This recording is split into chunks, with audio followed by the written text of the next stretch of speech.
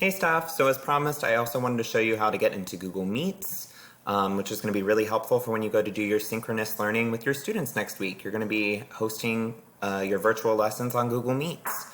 So you'll see in the document I provided for PD tomorrow that there are Google Meets links for the virtual learning week 1 in Schoology, breakout session with Dawn, and the MTSS session at LMS with me.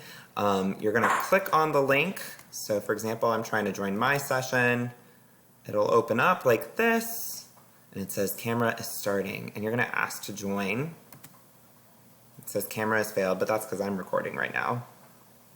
And you'll join the call when someone lets you in. So myself and Dawn will be letting you into the calls as you are joining our sessions tomorrow for our PD. What's really nice about Google Meets is it's kind of like just joining a chat room. And so you don't have to really wait for us to officially start a meeting. You can join the meeting before we're even there. So yeah, I'll see you all tomorrow.